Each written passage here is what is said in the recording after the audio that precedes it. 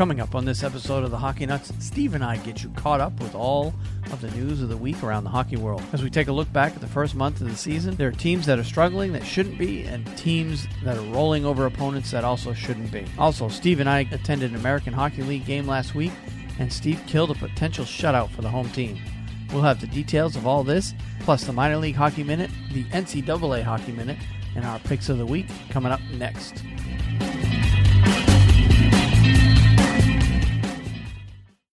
This is the Hockey Nuts Podcast, Season 2, Episode 12. Recorded on Thursday, November 2nd, 2017. October NHL Hockey Review. Shut up and sit down.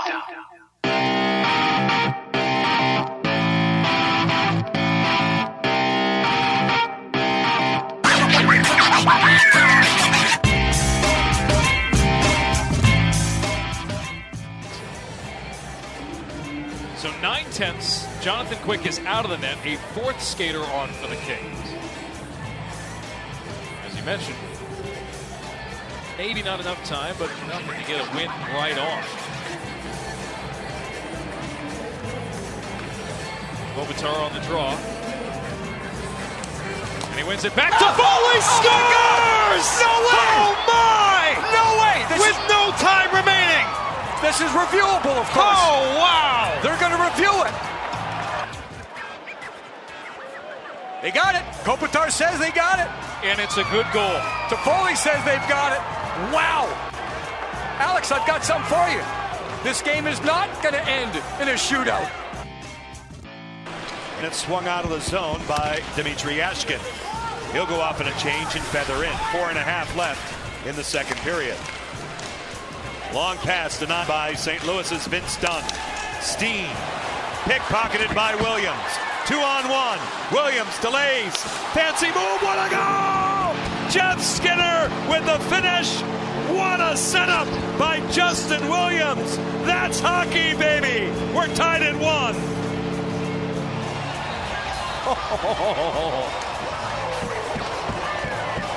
Welcome back to North Carolina, Justin Williams. Forces the turnover on Steen and then becomes David Copperfield. Houdini, all wrapped up in one.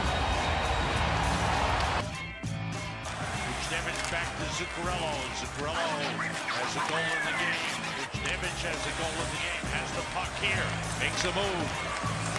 Checked by Eakin. Chatton turn. Zibanejad with room. He scores!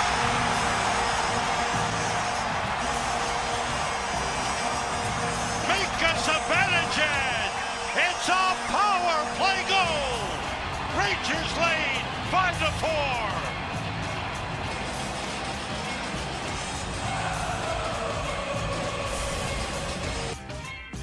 If you're just joining us across the bottom of the hour, alongside Andy Brickley with Alex Kramer at ice level and our NESN production crew, I'm Jack Edwards. At TD Garden, the San Jose Sharks, Joe Thornton has just tied the game. The Bruins had a 1-0 lead thanks to Dan Heinen's first NHL goal, coming short-handed from David Backes and Kevin Miller in the first period. Brandon Carlo's drive. Heinen has two! And Boston is ahead again.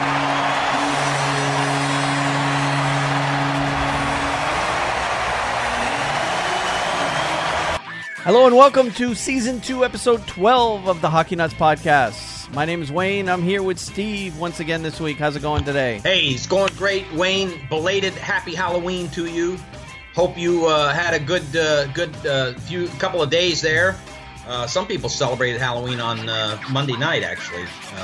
I saw the president and them handing out candy Monday night. But anyways, I hope the holiday was good to you and that you got a lot of candy. Well, don't have a whole lot. I had to work that night, so I wasn't able to actually participate in all the Halloween festivities this year. We had to do our monthly inventory. It happened to be on a Halloween night, so I was at work until, by the time I got home, trick-or-treating was all over. There was no activity in my neighborhood at all. So it was very, very quiet. So, and I've yet to cash in on the sales that they do at the store to get rid of the Halloween candy.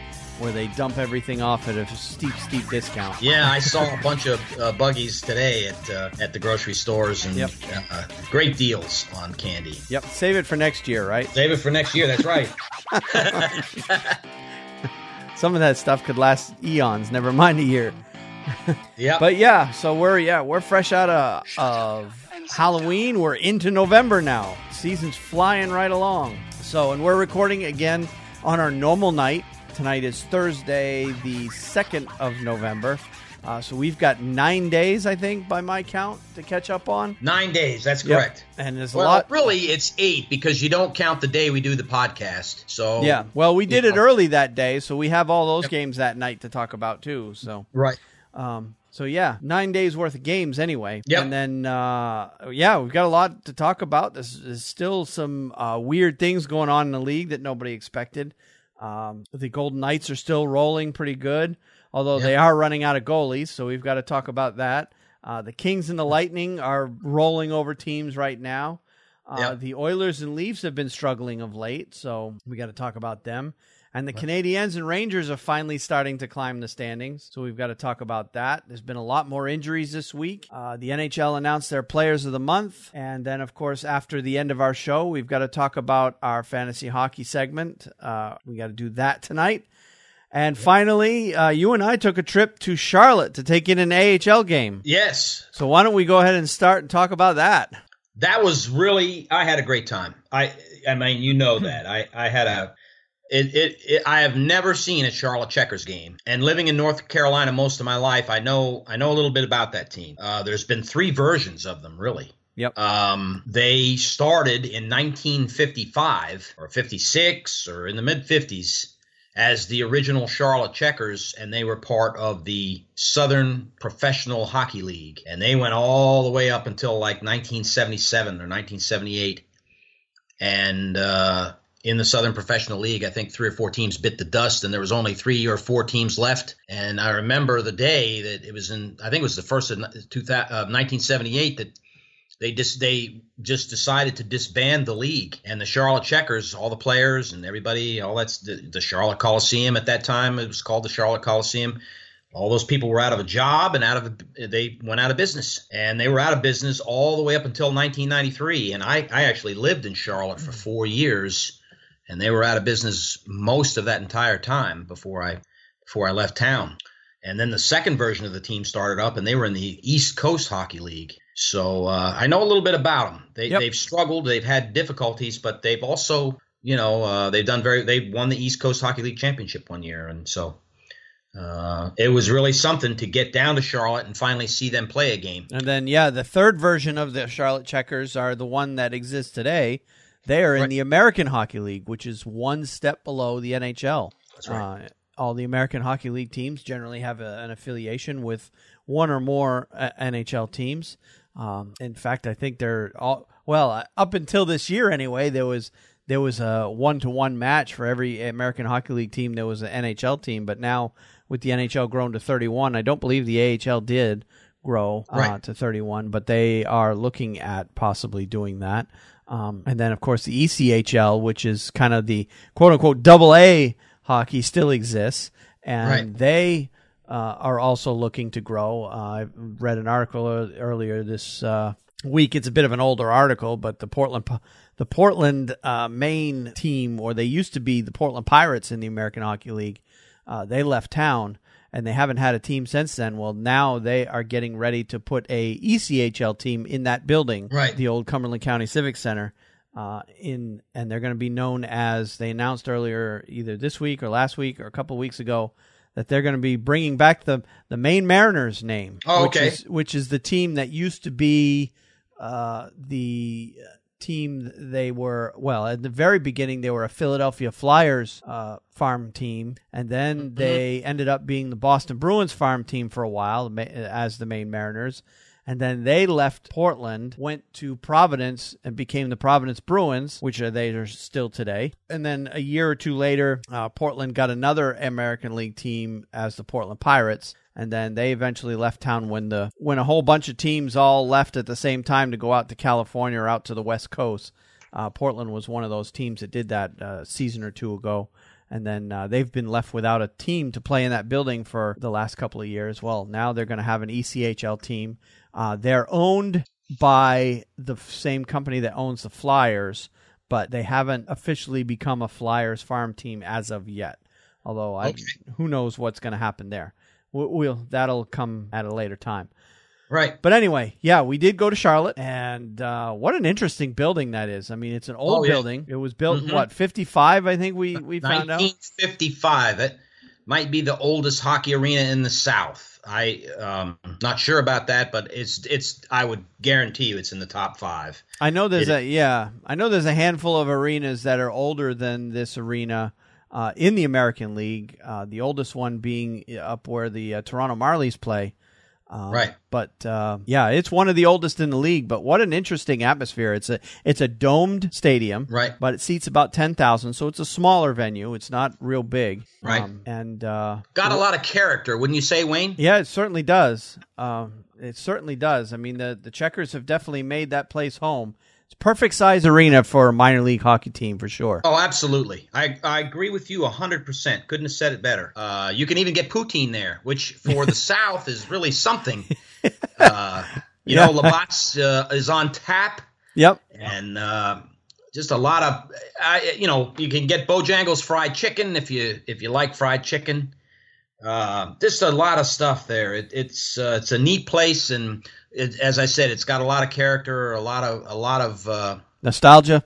A lot of nostalgia. Yep. A lot of that building has seen a lot of things. I actually read a little bit on it, and if I'm not mistaken, Muhammad Ali and Ken Norton had a fight there. Oh, okay. Boxing match there back when Ali was. So there's been a lot of stuff happen there at that Coliseum. Yep. Yeah. Old arena, great place. And we definitely decided we are definitely going back to see another game there because, it's a hell of a lot more affordable to go to a game there than it does to go to an NHL game. That's right. And you're seeing guys that generally, just about everybody who played in that game the other night, at the very least played in the preseason for the NHL team. Right. And some of these guys have played in the regular season for their NHL teams. One guy I forgot because, of course, Charlotte was playing Utica that night, and they are the farm team for the Vancouver Canucks. And I forgot until we arrived there that there was a famous name playing for Utica that night. Yes, yeah. And until he got out on the ice, I don't know that we talked about him pregame, Wayne. But I saw him. I said, man, his name looks like Subban. In fact, that is Subban. Yep. Yep. Jordan Subban, the youngest Subban brother to be playing professional hockey. He's playing defense for the Utica Comets, the minor league team for the Vancouver Canucks.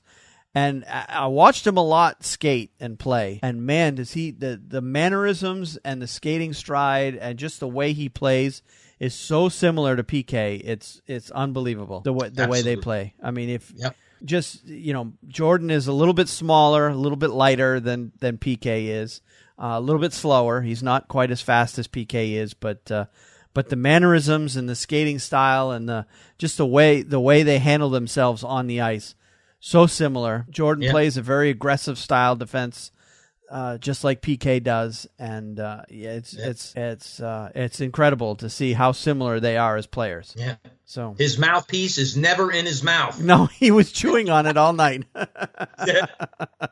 That is true. Yeah. So when Charlotte came out with a big 5-1 lead, and I think you jinxed him. Yeah.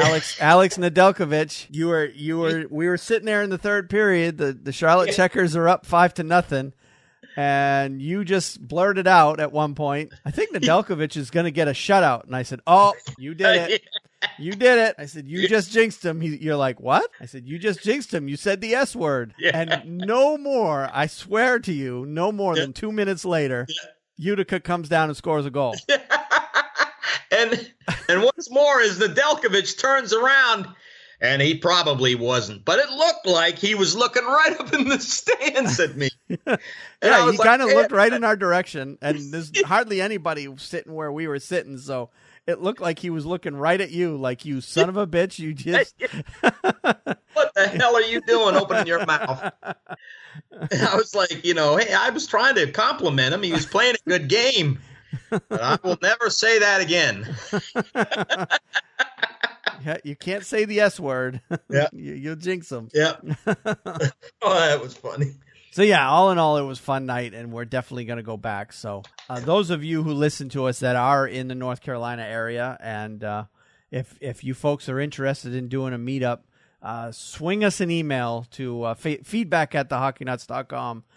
We may be able to schedule a meetup either at a Carolina Hurricanes game or a Charlotte Checkers game. We're willing to go either place for a meetup. But the couple of games that we're looking to possibly going, I know you can't go when the Providence Bruins come to town because that's Thanksgiving week, and you've already been told that you can't go to a game that week.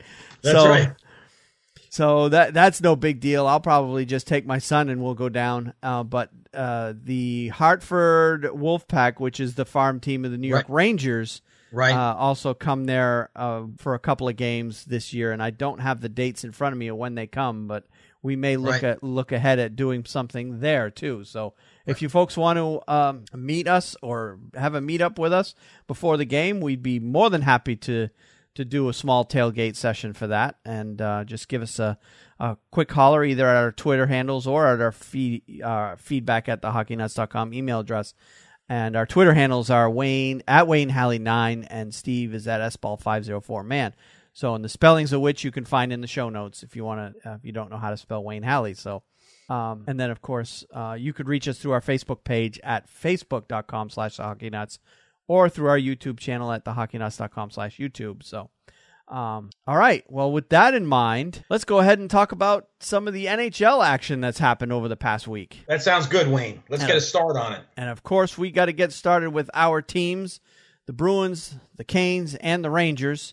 And let's talk about the Canes to start, just because. No reason in particular, but they had 4 games last week, or since...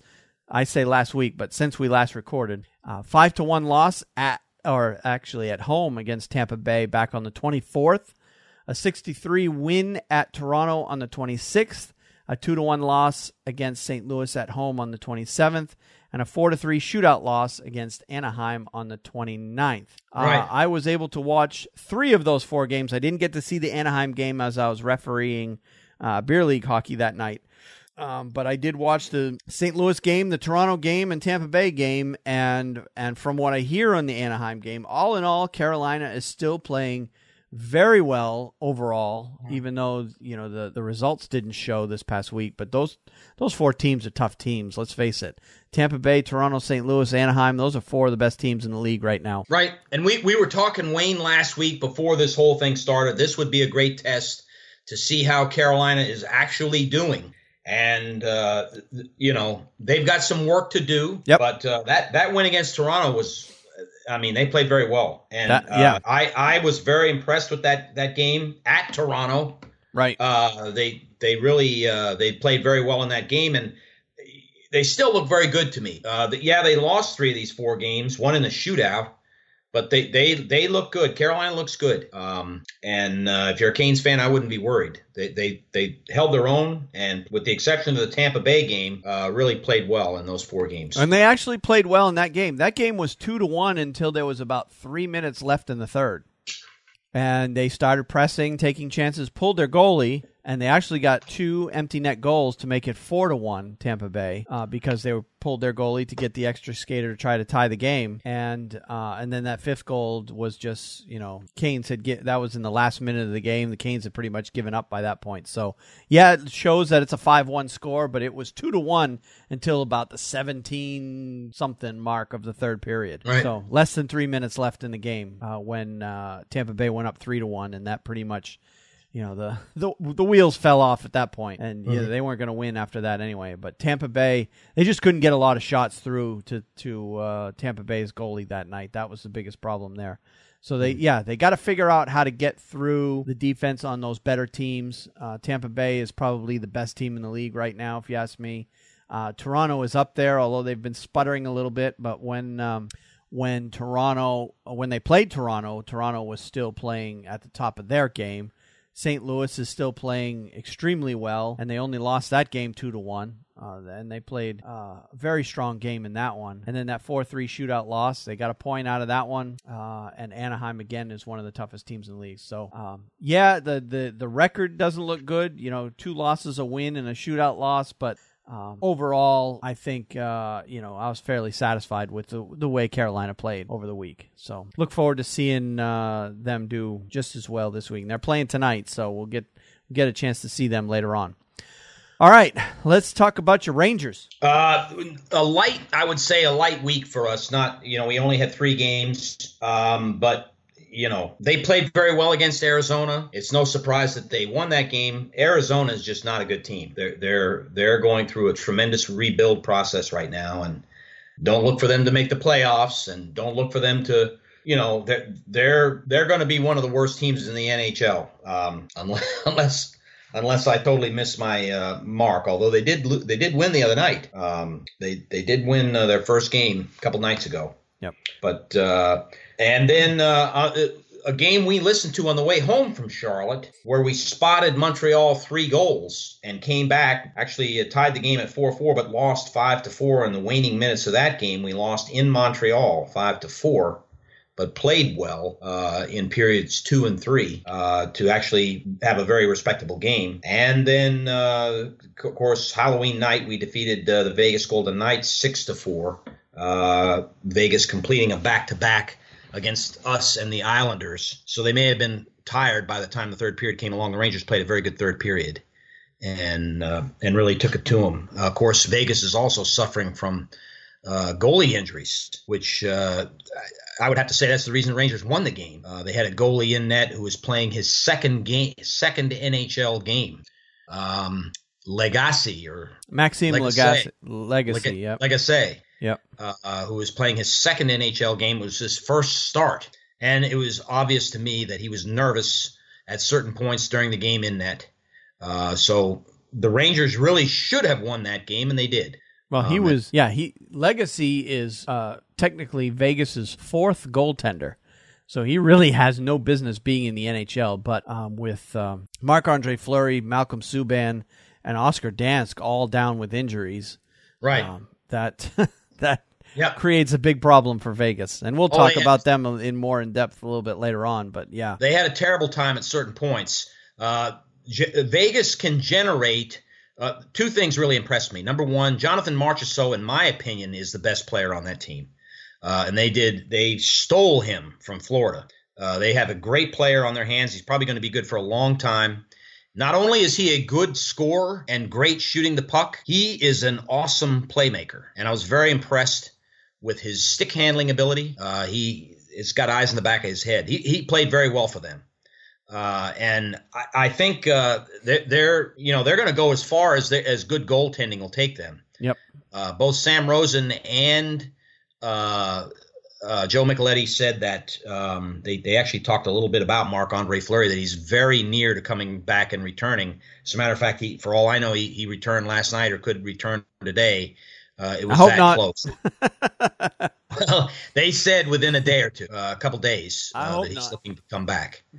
But anyways, he was not able to be in that game. And, of course, it really showed in the late second and third periods. We played very well against them. So that's it in a nutshell. We have a rather tough week this week. And if we can come back next Thursday night and talk about things, Wayne, with 2 victories, we're doing very good. Yep. Well, the Bruins, on the other hand, had a fairly tough week over the past week. They got points in all their games, which is a good sign, but a couple of those games were rather disappointing. Now, I should preface this by saying the injury bug has hit the Bruins really, really hard. Right. David Backes, Patrice Bergeron, David Krejci, Tuukka Rask, Ryan Spooner, Adam McQuaid, Noel Acciari, Matt Bolesky, Anton Hudobin, and Torrey Krug have all either been injured so far this season or are currently injured so far this, right now. So, that's close to half their team that have been battling injuries. But this past week, they had 3 games. They got a 2-1 win at home against San Jose back on the 26th. That was a huge win for them. They had an overtime loss against LA on the 28th, which was extremely disappointing. I don't know if you caught that, but LA scored a goal with 0.4 seconds left in overtime to win that game. I think I saw the replay on that. Yeah. I was not watching that game, but heard about it. Yeah, and there's been a lot of debate going around, the Boston fan/media, whether or not the score clock operator in that game was paying attention, because they're saying, a lot of people are saying the clock didn't start until, about a half a second after the puck dropped, which allowed, just enough time for them to win the draw back to the D and then get a shot on net. And then, there's a lot of blame going on Tuukka Rask for not being ready. There's a lot of blame going around as to why that happened. But the bottom line is, I've actually watched that video over and over, and I've actually tried to time it myself. Watching it on replay, you have the luxury of being able to, when you watch it a few times, exactly when the puck is going to drop. And I've used a stopwatch and, hit the stopwatch as soon as the puck hits the ice, like anticipating when the puck hits the ice, which they're not supposed to do. They're supposed to start it once it hits the ice. When they see the puck hit the ice. Right. And then stopping it as soon as the puck goes in the net. And I've tried it. I clocked it 7, 8, 9 times, and I got somewhere in the neighborhood of 0.7 to 0.9 seconds just about every time. So whether or not he started the clock on time is irrelevant, because they still got that puck in the net in less than 1 second. Right. By my using a stopwatch and clocking it myself. So, that point is moot as far as I'm concerned. And then the other thing is, Tuukka being ready. The other thing, the problem is they won it back to the left defenseman, not the right defenseman. So he won it back, and he was with Tuukka, he was expecting a shot straight from the center. So he has to line up square to that. Right. If he's going to also face a shot from the left defenseman who's out in the middle of the slot, you can't move over that quickly. That's why the puck beat him. So I don't blame Tuukka for that one either. But the other thing that came up is the Bruins coaching was being blamed for because they didn't have a center on the ice at that time. And if I remember, I can't remember the exact circumstances of why there was I think there was an icing call right before that play. So the Bruins couldn't change players. They didn't have a center for whatever reason. I can't remember if it was an icing call or a penalty or something. For whatever reason, the Bruins didn't have a center on the ice. And everybody was saying, well, why didn't the coach just make him get a face-off violation penalty? That way they could send a center out there to replace him, because if he had gotten a face-off violation penalty, well, the Bruins can't. They were already at 3 players. They can't play with 2, so they'd have to send another player out there. So that's when you send a center out there to take the draw, because they had, they didn't have a center, so they should have. But when you're in that situation, number one, who's going to think that they're going to score in 0.9 seconds? When does that ever happen? Number two, it happens so fast. How is the coaching staff going to think ahead? Oh, okay, well, we need to get a center out there. How are we going to do it? Okay, get a face-off violation penalty. They're thinking shootout. Right. Everybody's thinking shootout in that game. Right. So it just completely caught everybody off guard, and LA benefit. And then you're not guaranteed to even win in the shootout. That's and the Bruins, and particularly Tuukka Rask's performance in shootouts recently has been pretty weak. I think they've lost every game, and every shootout game that they've had so far this year, and most of the ones they had last year, they've lost. If the game goes to shootout, Bruins almost always lose. That's just the way it goes. So there's no guarantee they would have won in the shootout anyway. Right. So either way, they did salvage a point out of that game, so we move on to the next one. And then the final game of the week, 4-3 shootout loss at Columbus on the 30th. I didn't get to see that game, but tough place to win a game. But Columbus is playing very well right now, and it's not an easy place to play a game. They were behind 3-0 at one point. They managed to come back, tie the game, send it to overtime, salvage a point. Would have been nice if they'd have gotten the shootout win, but again, Bruins don't do well in shootouts, so they managed to squeak out just a point there. So right. A 1-0-2 week is, you still got points in every game, so it's not a terrible week by any stretch. Absolutely not. Now, as far as other notable games that happened this week, I've got a list of games here that I didn't see the games per se, but the scores kind of surprised me a little bit. Back on Thursday, the 26th, the Panthers beat the Ducks 8-3. That, to me, seemed to be an upset. The Canucks beat the Capitals 6-2. The Capitals are continuing to struggle. The Devils beat the Senators in a shootout 5-4. Although both teams are playing very well, but the Devils. Ottawa's playing very well, Wayne. Yep. Ottawa is playing very well. But the Devils continue to surprise in the East. Right. At how well they're playing. On Saturday the 28th, the Flyers beat the Leafs 4-2. That was in Toronto. The Ducks beat the Lightning 4-1. That was in Tampa Bay. The Islanders beat the Predators 6-2 in Nashville. The Wild beat the Penguins 2-1. Of course, that was a home game for the Wild. Pens are struggling of late. The Avalanche surprised and beat the Blackhawks 6-3 on Saturday night. So there are a lot of upsets over the weekend, or on Saturday in particular. On Sunday, the Jets blew out the Pens 7-1. Now, of course, that might have just been the fact that the Penguins played the Wild on Saturday and then had to travel to Winnipeg for the next day. So crossing that border on a back-to-back is never easy because there's always delays crossing the border. Yeah, I watched that game, and Pittsburgh was never in it. Winnipeg just literally beat the proverbial snot out of them. And Winnipeg's playing well, too. Winnipeg's playing very well. Yep. And Pittsburgh just got their rear end handed to them. Yep. So, but that's a long ways north. If you look at a map, if you go catch a flight from Chicago, and I've done it to Winnipeg, you're talking 2.5 hours on a plane north, due north. How about from Minnesota? I've never made that flight. I couldn't tell you, but Minneapolis it's a long ways. Minneapolis to Winnipeg shouldn't be that far of a flight because that's essentially the flight that they did. Minneapolis on Saturday night and then Winnipeg on Sunday night. Right. But there's still a border crossing there, which yep. Tends to delay things. Either right. I'm not sure if they do their border check before they leave or after they get to Canada, one or the other. I know there's that whole process that's got to take place. But yeah, Penguins are struggling right now, and I know their coach is not happy about it because I've seen some interviews where he's basically been saying, we're just not playing well. Right. To put it lightly.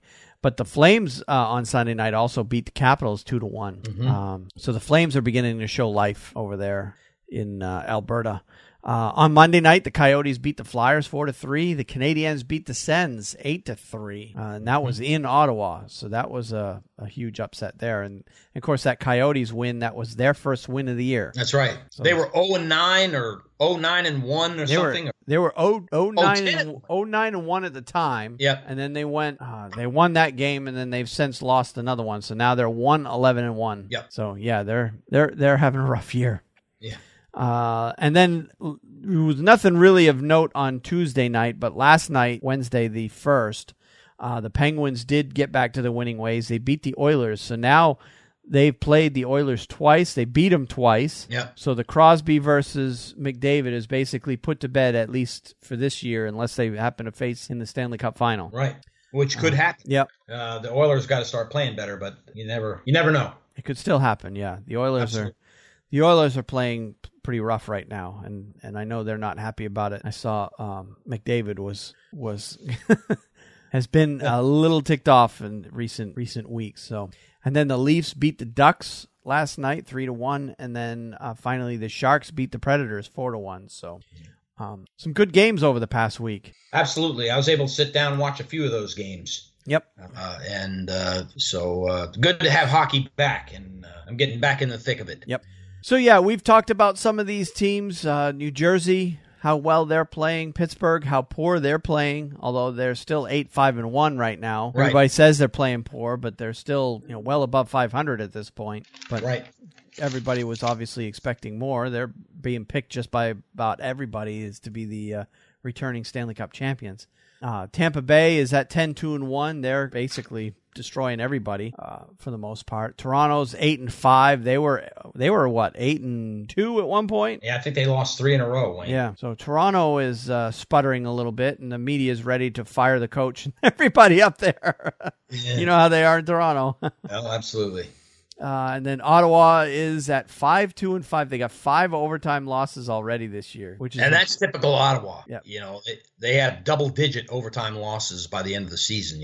Well, it seems like all their games, they just the way their style of play is they keep the game close all the way to the third period, and then either steal the game right before the end of the third, or win it in regulation, or they lose or not win it win it in overtime or shootout. Or lose in overtime and shootout. That just seems they trade points. Yep. So that's the way Ottawa plays. Washington's 5-6-1 to start the year. So it's about time they get going if they're going to do it this year. They've been struggling. Montreal, again, was starting to climb the standings. They're up to 4-7-1 now, so they've been starting to play much better of late. One of those games at the expense of your Rangers, unfortunately.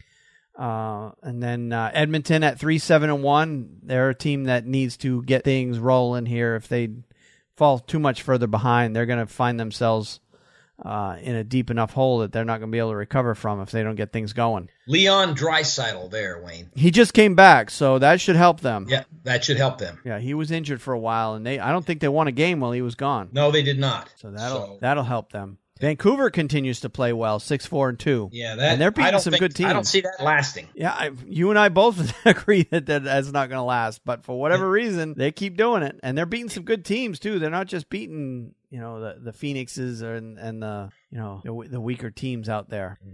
They're beating some good teams. Las Vegas, they were 8-1. They're now 8-3. They've lost 2 in a row. I think that is a big part due to their goaltending situation because they're down to their 4th and 5th goalies. Their backup goalie right now is a 19-year-old kid that just got called up from his junior team in the WHL. And he hasn't been putting up great numbers there either. So if it gets to the point where they end up playing him, that is going to be big problems for the Vegas Golden Knights. And well, even the guy that they got now playing for them is not all that great. I mean, he hasn't shown very much since Oscar Dansk got hurt. Dansk, though, played really well while he was in there. Right. I would almost say he played well enough to boot Malcolm Subban as the backup. I would go with Fleury and Dansk, unless they think Dansk is their future and they want him playing more. That would be the only reason to keep him in the minor leagues. Right. But I think Dansk is shown to be a better goalie than Subban at this point. What little bit they've played, but we'll see. LA obviously is rolling through everybody. They're 9-2-1. Winnipeg is 6-3-2. Also playing very well and much better than expected. And then St. Louis out west is probably one of the better teams in the West. They're at 10-2-1. So some teams that we expected to do well are not, and some teams that we didn't expect to do well are. Yes. So we're still in bizarro world a little bit at this point. All right, let's talk about some of the transactions that have happened over the past week or the past since we've last podcasted.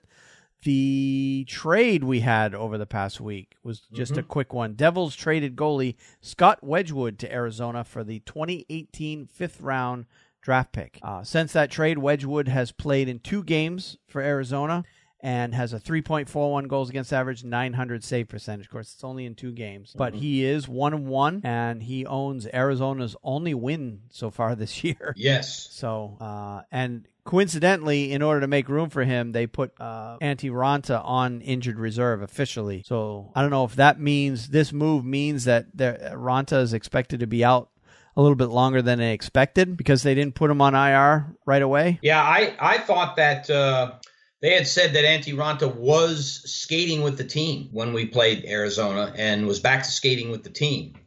But obviously his injury is going to take a little longer. And we played them last, Thursday night? Yeah. So, here it is a week later, and they put him on IR. So obviously it wasn't day to day. Yep. And I'm sure the IR is retroactive back to when he last played. So he'll be able to come back pretty much as soon as he's ready to go. And then they'll have to send one of those 2 goalies down.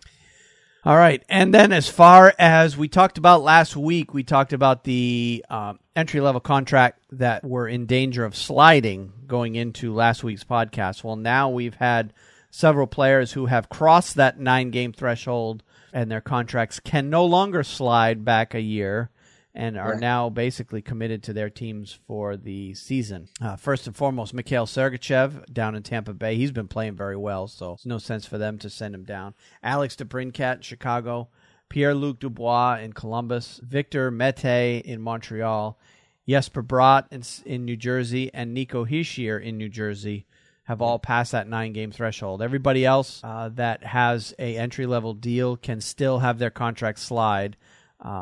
And one player I noted was Nolan Patrick has not yet crossed that threshold, mostly because he got hurt. So Right. So he is yet to cross, so the Flyers can still technically send him down and have his contract slide if they so choose. Other than that, I didn't see any trades or major transactions happen over the past week. I think we got that. That's good, Wayne. That trade. All right, let's talk injuries. Boston Bruins forward David Backes will have surgery actually today to remove a portion of his colon and is expected to be sidelined for 8 weeks. Backes, who's 33, was diagnosed with diverticulitis on October 5th. His second episode in 2 months, the Bruins said. It was complicated by an abscess or an infection adjacent to the colon that required drainage. Repeated episodes like what David experienced have a very high likelihood of reoccurrence in the near term, which is why he was advised to have surgery to remove the area of colon causing the problem.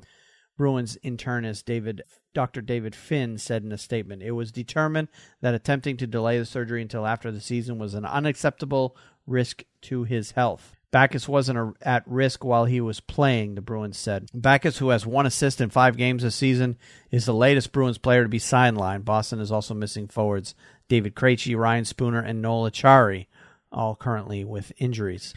So the diverticulitis is not been taken care of. And it seemed to me he came back rather quickly from that in any way. Right. When he was first diagnosed with it, right, way back in the first week of the season. And then we find out basically they, obviously diagnosed him, determined that he couldn't further hurt himself, but it was going to have to get taken care of. So the Bruins have decided to go ahead and do that. Right. Take care of it. All right, center Nolan Patrick was placed on injury reserve by the Philadelphia Flyers with an upper body injury on Tuesday and is listed as day-to-day. Patrick, the number 2 pick in the 2017 NHL draft, hasn't played since being hit by Anaheim Ducks center Chris Wagner during the Flyers' 6-2 loss on October 24th. He has a goal, 2 assists in 9 games so far this year. Patrick practiced the following day but sat out games against the Senators, Leafs, and Coyotes. Patrick and defenseman Shane Gostisbehere skated on their own before practice on Tuesday, but did not travel with the Flyers for games against the Blackhawks on Wednesday and the St. Louis Blues, they're playing tonight. The Flyers also placed defenseman Andrew McDonald on injury reserve and called up defenseman Will O'Neill from Lehigh Valley of the American Hockey League. McDonald is out 4 to 6 weeks with a lower body injury sustained in a 2-1 win against the Edmonton Oilers October 21st. Will O'Neill is the former Black Bear, by the way. Oh, I didn't know that. University of Maine Black Bear, yeah. One of their better players when he was there. So, yeah, my opinion on this is Nolan Patrick's had a lot of injury issues so far, at the tail end of his junior career and so far in the Flyers. And where he hasn't crossed that 10-game threshold, right, I would almost think that the Flyers would be better off to, rather than keep him with the Flyers and have him continue to get banged up by the NHL players, why not give him another year in junior? Send him back down. Have him work on get himself stronger, more healthy, get him ready to, get his body ready for the NHL game. Right. Send him back down. He's only got 3 points in 9 games. I don't think that's worth keeping him and burning a year of his contract. That's just my opinion, but. Oh, agreed. No, I think he is the one guy. And how many games has he played, Wayne? I think he's up there like 8 now. He's at 9. So the next game he plays, his contract doesn't slide anymore. Right. I think he'd be wise. I think the Flyers would be wise to put him down for a year. But then again, you're looking at a team, Wayne, that is hoping to make the playoffs, and they're playing very well. Shane Gostisbehere has started out well for them, and they're not predicted by most pundits to make the playoffs this year. So, la-di-da, what are they going to do? Yeah. And with a guy like Nolan Patrick, the new guy on the team, you've got fans that you want to get into the arena to see him play. All kinds of things factor into this. They may just wind up keeping him on the team. Well, I guess that's their prerogative, but if it were me, I would say send him down, have him work on his physical, his strength, get his body to the point where it can take that beating. Right. And then bring him back next year. What's the rush? He's only 18, so. Right.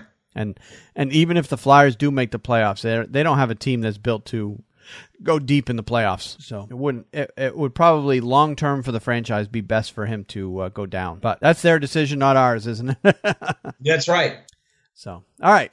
Anaheim Ducks center Ryan Getzlaf was placed on injured reserve this past Tuesday with swelling from a facial injury sustained against the Carolina Hurricanes on Sunday. Getzlaf will be reevaluated on Monday and is expected to miss at least the next 3 games. He was injured 23 seconds into the Ducks' 4-3 shootout win against the Hurricanes when teammate Corey Perry's shot was redirected by Canes forward Sebastian Aho and hit him in the face. He played 6 more shifts in the first period after returning from the locker room, but did not come out for the second period. Getzlaf, who's 32, has 7 points in 6 games. He missed the first 2 games of the season and then 3 in a row from October 13th through 20th because of a lower body injury. Ducks defenseman Kevin Bieksa also skated Tuesday, but remains day-to-day with an injury to his left hand. So, Getzlaf can't buy a break. keeps getting hurt. Yep. So that's a guy that they need for sure. That's probably a good reason why they're good, but they haven't been great so far this year. All right, the Vegas Golden Knights now have a more injured goalies signed to NHL contracts than they have healthy ones. It's become one of the strangest subplots in what has been arguably the NHL's best story in the first month of the season. Oscar Dance sustained a lower body injury and left after allowing a power play goal at 14:50 of the second period in Vegas' 6-3 loss to the Islanders at Barclays Center. Maxime Legacy, the fourth of Vegas' 5 goalies signed to NHL contracts, made 7 saves on 11 shots in what was his NHL debut in relief of Dansk. The Golden Knights announced Tuesday that Dansk has been placed on injured reserve and will miss at least the remainder of their road trip, which has 5 games left. The Golden Knights recalled 19-year-old junior goaltender Dylan Ferguson on emergency basis from Kamloops of the Western Hockey League. Legacy started against the Rangers at Madison Square Garden on Tuesday, and he gave up 4 goals and 11 shots in relief of Dansk on the 30th against the Islanders, and then he gave up 5 goals and 37 shots against the Rangers. Both games were losses for Vegas. Ferguson is 4-9 with a .405 goals against average and an .878 save percentage in 13 appearances with Kamloops so far this season. Ferguson is a 2017 7th-round draft pick, 194th overall, of the Dallas Stars, and was projected to be a long shot to be an NHL regular. It's all part of it, I guess, Gallant said. It's the next guy up. Legacy went in there and played his first NHL game. He's going to battle hard and work hard, and we'll see where it goes. Imagine if Legacy gets hurt, and they've got to put this Ferguson kid in, who's a 7th-round draft pick. Yeah, they're doomed if they do. You talk about shell-shocked. He will be. It's just no question about it. He doesn't have the experience. It's like putting a guy that is barely a goalie on his junior team plays second string on his junior. He's not an NHL goalie. He's nowhere near it. No, he's years away. So it will really hurt Vegas if they had to go. They go 2 or 3 games. It's 2 or 3 losses, in my opinion. Yep. Yeah, I think. Well, even with Legacy, I think at this point it's going to be losses until they get one of those other 3 goalies back. Right. Because Legacy and Ferguson are both long-term projects, I guess, is the best way to put it in terms of development into NHL goalies. But unfortunately, because of all the injuries, both those kids are being forced into NHL actions way before they're ready. Right. But Vegas doesn't have any choice. And I'm surprised they haven't made a trade for a goalie at this point. But I heard a quote earlier today that somebody said that they're going with what they got, and they're not going to go out and make a trade just to cover up a short-term problem. As I said, they said that Fleury is ready to come back. He is dated. He could come back tonight, or if not, he may play the next game. But they're not talking weeks or even 1 week. Yep. He is due back any game now. Well, Vegas is playing the Bruins tonight, so I hope it's not tonight that he comes back. Because Bruins need points worse than the Vegas Golden Knights do. Vegas isn't even trying to win, and they're winning, which is crazy to me. But All right, Anaheim Ducks defenseman Cam Fowler will be out another 3 to 7 weeks because of a knee injury. Fowler hasn't played since he was injured in the first period against Montreal on October 20th. He had to be helped off the ice and could not put any weight on his right leg. Fowler has 2 points, a goal and an assist in 7 games, and leads the Ducks in average time on ice. He set the personal NHL best last season in goals with 11 and points with 39 in 80 games and had 9 points in 13 Stanley Cup playoff games. And curiously, one of the guys in our fantasy league picked up Cam Fowler this week. I'm not sure why. Maybe he just wanted to stash him away so when he does come back, he'll have a decent defenseman there. He's a good defenseman. Yep. Pittsburgh Penguins defenseman Justin Schultz was placed on injury reserve last Thursday. Schultz sustained a concussion during his first period of Pittsburgh's 2-1 overtime win against the Edmonton Oilers last Tuesday. In 10 games this season, Schultz, who's 27, has 3 points and is third among Penguins defensemen with 18:36 of ice time per game. Penguins recalled defenseman Frank Corrado from Wilkes-Barre Scranton of the American Hockey League.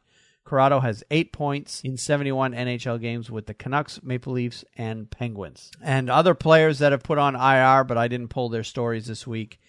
Kyle Palmieri out of New Jersey, Annie Ranta of Arizona, Nikita Sherbak in Montreal, Colin Wilson of Colorado, Gabriel Bork, Colorado, Tyler Graovac in Washington, Kevin Bieksa of Anaheim, and Carter Rowney of Pittsburgh all went on IR this week. So a lot of injuries. A lot of injuries. All right, let's talk suspensions. Center Vadim Shipachyov was suspended by the Vegas Golden Knights on Sunday. The Golden Knights assigned Shipachyov to Chicago, the American Hockey League, on October 24th. He did not play in Chicago's 2-1 victory against Milwaukee on Saturday, and Sportsnet reported that he was suspended after leaving the team. I don't think he ever went there.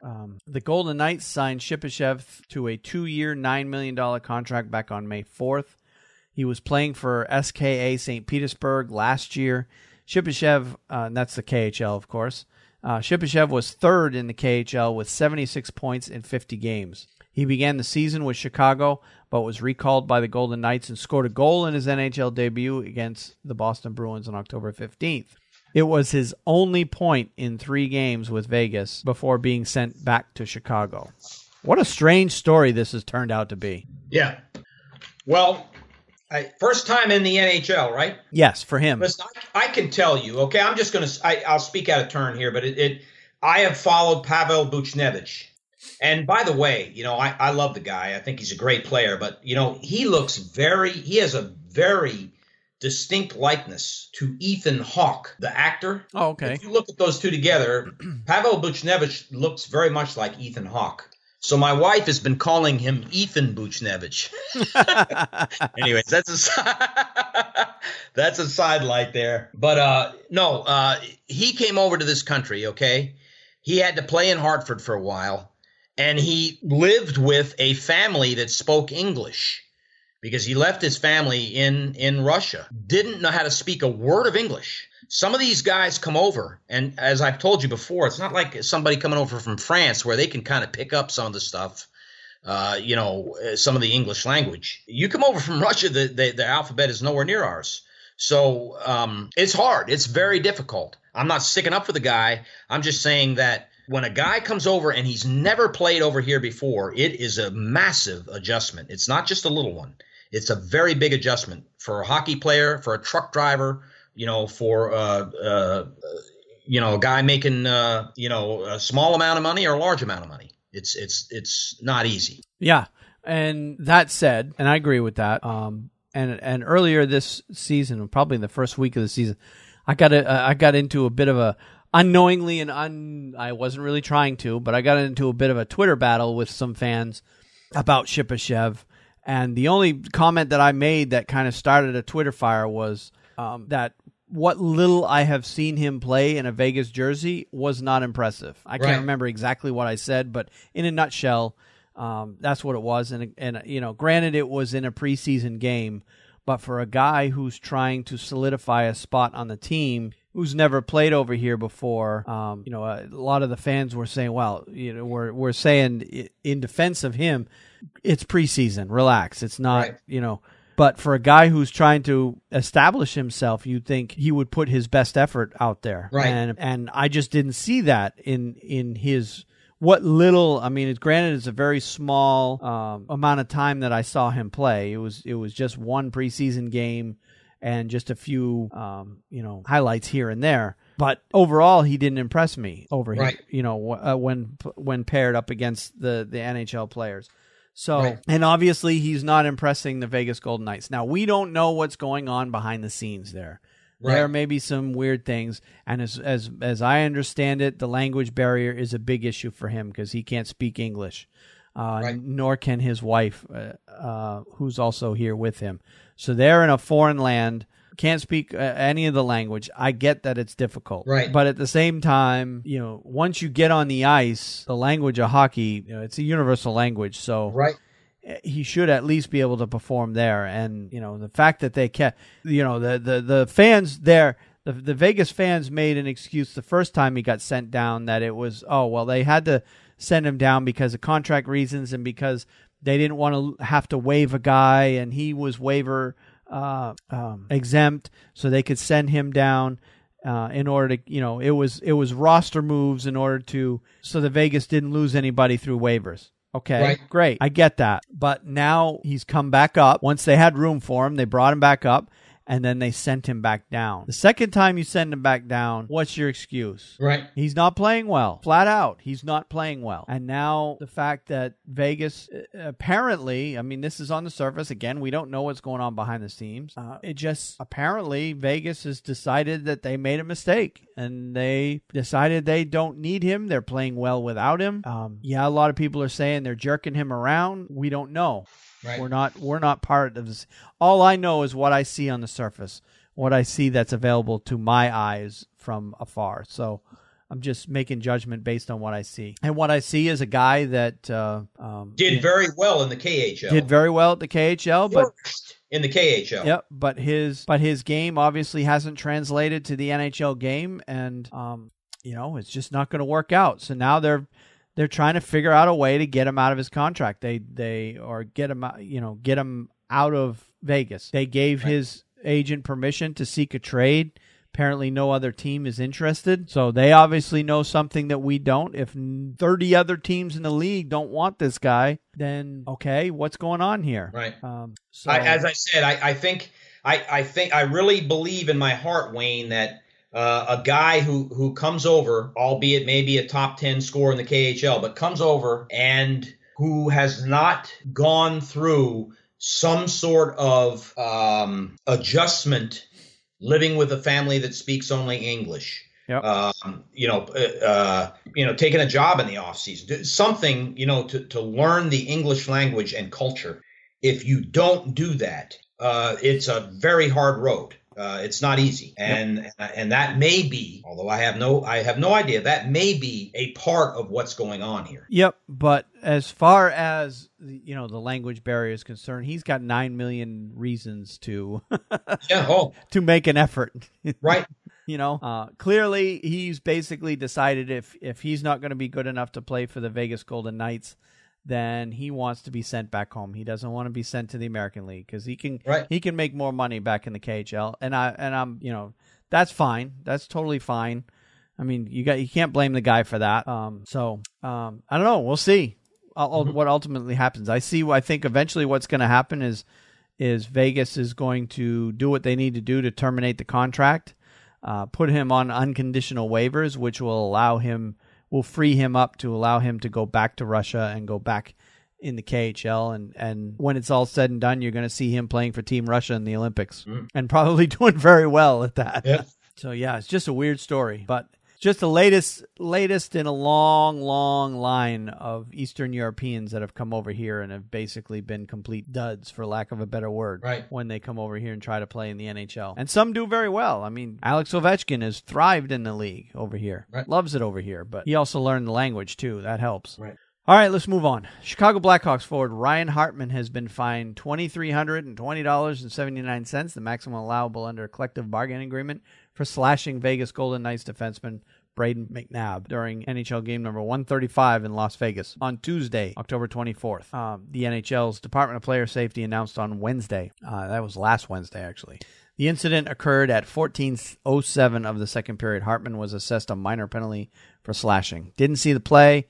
obviously was something that was more egregious than a minor penalty, so they fined him. All right. As far as other interesting stories, I've got a couple of comedy stories for you. I don't know if you saw any of these. First one, Brent Burns is now starring in a 80s style workout video with the Sasquatch from Jack Link's Jerky. I don't know. Did you see this commercial? No, I have not seen it, and that is absolutely hysterical. Well, there is a link to this article in the show notes. So if you want to see the video, you owe it to yourself to find that link and click on it. But the article reads as follows from the NHL.com. Totally not regular human and hair sports icon, Brent Burns wants to help you live your best life, and he's going to do it with some beef jerky, Sasquatch, and his wild workout routine. The extremely 80s style videos come courtesy of Jack Link's Canada, and the San Jose Sharks defenseman promises that eating their jerky and engaging in such exercises as beard lifts and Sasquatch will lead to benefits like more friends in life, tiger-like reflexes, and all-around happy tummy. Who doesn't want all of those things? Surely a workout plan like this costs hundreds, even millions of dollars, right? Wrong. Each exercise is super practical and easy to do at home. Just grab the nearest Bigfoot, fire up your VCR, and throw a voluminous beard and get to work. So yeah, he gets together with the we all know that Sasquatch. Yeah. And he's almost as big as the Sasquatch, too, if you look at him. They're about the same height. Oh, that's priceless. That's funny. And the other one I found that was hilarious this week was Golden Knights mascot Chance. We talked about him, it was the last show or the show before.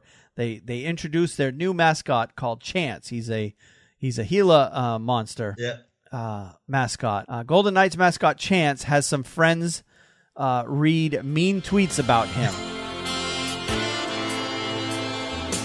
At best of Matt, Chance the Gila Monster is easily the worst NHL mascot out there. So Alex, at the Video Man 40 said, normally teams make sure their mascot has some amount of semblance to their logo. I know if I had kids, they would be very afraid of that.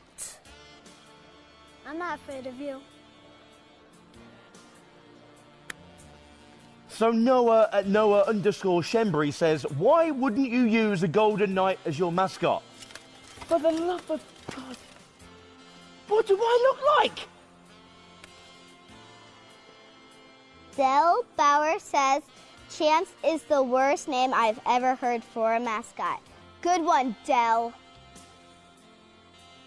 At Barevs19, you literally could have put a Knight's helmet on a guy named Phil and called it a day. Instead, this.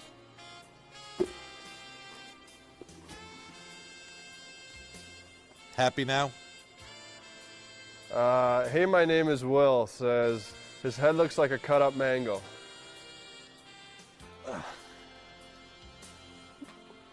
I kind of like mango. So official Mr. Wood says, how do you not have a badass looking knight? Poor marketing. Hello? I'm getting tired of these trolls. I'm the Golden Knight, for the love of God. I can't do this anymore. Fire, whoever thought of this?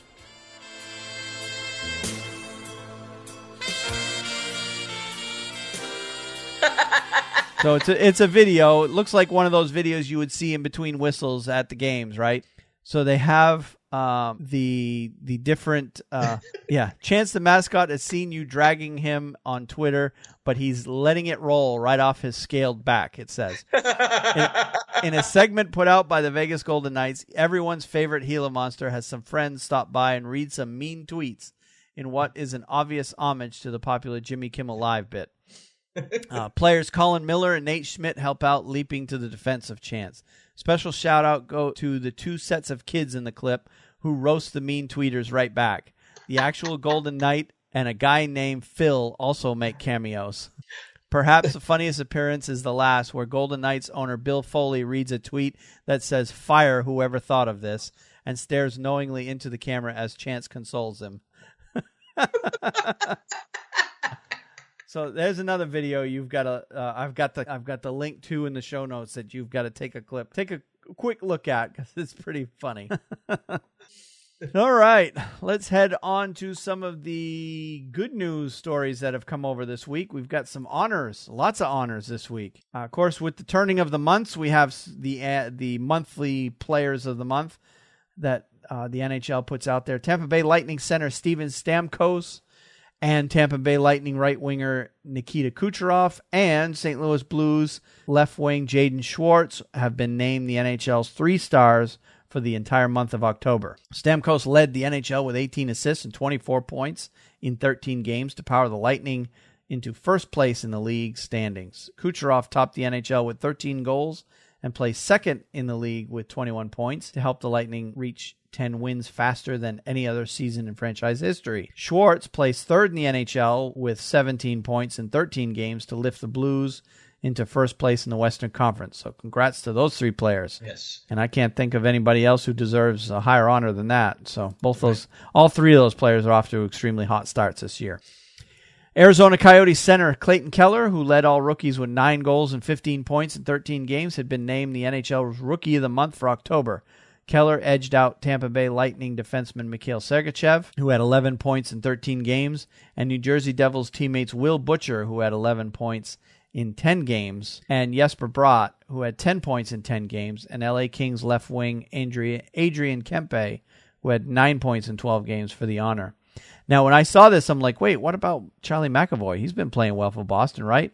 Well, he came in at 8 points in 10 games. So all those guys that I just mentioned are actually having a better season so far than Charlie McAvoy. So for you McAvoy fans out there, the way maybe I've been listening to the Boston fans too much, because if I listen to them, McAvoy's going to win the Calder this year. But there's evidence right there. There's at least a half a dozen other players that are doing better than McAvoy this season. All right, New York Islanders center John Tavares, Vegas Golden Knights goaltender Oscar Dansk, and Ottawa centers Jan Gabriel Pageau have been named the NHL's 3 stars for the week ending October 29th. Tavares led the NHL with 7 points, including a pair of hat tricks to power the Islanders to 2 wins in 3 starts. Dansk went 2-0-0 with a 1.00 goals against average, .968 save percentage, and 1 shutout to lead the Golden Knights to a perfect week and continuing the best start by expansion team in NHL history. Now, of course, that happened right before he got hurt.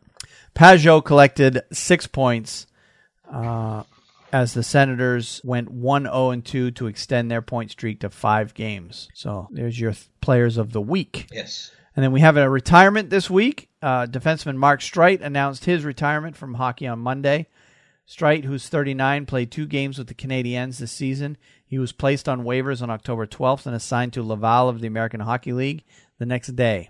When he refused to report, his contract was terminated on October 16th. A 9th-round pick of the Canadiens in the 2004 NHL Draft, Streit played 12 seasons with the Canadiens, Islanders, Flyers, and Penguins. In 786 NHL games, Streit had 434 points and played in the 2009 NHL All-Star Game.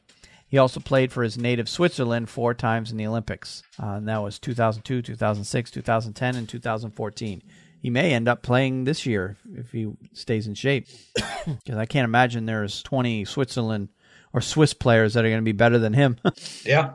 So kind of curious, that he obviously didn't want to report to the AHL. If he was going to try to sign, or before he announced his retirement, if he would try it after he got his contract terminated, if he tried to sign somewhere else, because he was free to. Right. But 39 years old is probably time to hang up the skates. All right, and Phil Kessel scored on a breakaway to reach the 300-goal milestone in his 843rd game. It was his second overtime goal in the past 2 games. He's the 18th U.S.-born player in NHL history to score 300 goals and is one of 2 active Americans to have reached that mark, joining Minnesota Wild Zach Parise. And I believe, I don't have it written down here, but Brad Marchand also reached a goal milestone. I think he scored his 200th this past week. Although right. I don't have that in front of me. And then finally, Rick Nash of the New York Rangers played in his 1,000th game on Thursday against Arizona. Yes, sir. And that was Rick Nash night in the Madison Square Garden. I'll tell you that. There's quite a few cheers went up for him. Yep. In his 1000th game. All right, so that leaves us with the power ranking. And I believe it's your turn. It is my turn this week, Wayne. And again, I can go all the way down 31 teams. I did do the whole thing this time. Well, let's just stick with the top 16 plus notables. Yeah. Very good. Very good. I'm going to go from 16 up to 1. Yep. Starting out at number 16, the Detroit Red Wings. Number 15, I've got the Anaheim Ducks. 14, the Philadelphia Flyers. 13, the Dallas Stars. 12, the Winnipeg Jets, who are playing very well, Wayne. Yep, they keep climbing. Yep. 11, the Vancouver Canucks. 10, Toronto. 9, Pittsburgh. 8, the Ottawa Senators. 7, the New York Islanders. 6, the Columbus Blue Jackets. 5, and it's amazing to me, but it's the truth, these next two teams. 5, the New Jersey Devils. Yep. 4, the Vegas Golden Knights hanging in there at 4. They may be ready for a big drop, though. We just never know with this goalie problem. Yeah. 3, the Los Angeles Kings, who are playing lights-out hockey, even without Carter there. Jeff Carter is gone, and they are still playing awesome. Number 2, the St. Louis Blues. And number 1, without a doubt, the best team in the NHL right now is the Tampa Bay Lightning. Little surprise to us. Yep. I don't have any arguments against any of those rankings there. And I'm going to say that the notable others, as far as we're concerned, number 22 is the Boston Bruins. Number 24 is the Carolina Hurricanes. And number 26 is the New York Rangers. Carolina, I had go down actually several spots because they did not play. Just didn't have a good week, and they haven't played enough games to make up for it. Yep. So fair enough. Yep. They got work to do anyway. I mean, if they're going to consider themselves a playoff team, they got to start beating playoff teams. That's right. That's right. And not just getting 1 point out of those games. So fair enough. All right, let's look ahead to the upcoming week, starting with the Carolina Hurricanes. They've got the shortest week of our 3 teams. They've got a game at Colorado tonight. They've got Arizona on the road on the 4th. That's Saturday night. And then Tuesday night, they've got Florida at home on the 7th. Right. All 3 of those games are definitely winnable. It's definitely a weaker schedule than what they had last week. I would expect if the Carolina Hurricanes play as well as they have been against those strong teams last week, they should at least get 4 points, if not 5, out of these 3 games. Right. I would even go to say 6 points is a must for them if they want to make a playoff push against these teams. Now, how about your Rangers? Well, tonight, I'm telling you, they're doing that Florida 2-step, Wayne. So they're in Tampa Bay tonight, playing the Tampa Bay Lightning. If we can get a point in that game, I'll be very happy. Yep. But we need to win one of these 2 games in our situation the way it is right now. We play Florida on Saturday, and one of these games we need to come away with a win. And we're not doing so well on the road this year, which is it's uncharacteristic of us. But we really do need to win. Then they come back to Madison Square Garden, and they play the Columbus Blue Jackets on the 6th, which is next Monday. And then next Wednesday night, we play your Boston Bruins for the first showdown between us this year. Yep. And so not an easy week. First of 3 games against each other. That's right. And that one is at the Garden. Then I'm talking the Madison Square Garden, not the Boston Garden. Right. But yeah, that should be a good game. And quite frankly, I hope that Boston can take advantage of the Rangers' struggles and pull out a win. It's been a while since the Bruins beat the Rangers. I don't think they beat them last year at all. I think they might have eked out a tie or not a tie, but a couple of points there. But I know Boston struggled against the Rangers all last year. So well, that was uncharacteristic because most of the time when we're up against the Bruins, that's one team that seems to play us very well. So. Yep. We'll see how it goes this night. Always a good hockey game, though. Yep. Oh yeah, it always ends up being a good game one way or the other. Right. So, but that's a week out, and we'll see what happens there. Right. And of course, with Boston Bruins in mind, of course they got that game against the Rangers on the 8th. But prior to that, they play Vegas tonight at home. They need 2 points in that one. They need to take advantage of Vegas's goalie situation and get those 2 points there. They need, and then they play at home against Washington on Saturday. Again, Washington struggling, and I think Boston needs to take advantage of that. And then they have a game at home against Minnesota on Monday. That's the 6th, before they play the Rangers on the 8th. So Boston's not going far. They got 3 home games and then the short road trip down to New York. So the Bruins aren't traveling very far in the next week, so they need to take advantage of that and the situations with some of their opponents. They've got Vegas with the goalies, Washington with their struggles. Minnesota has been up and down as well, although they're a very good team. So Boston probably needs to get, at the very least, 5 points out of the possible 8 in order for me to be happy. Right. Oh, yeah.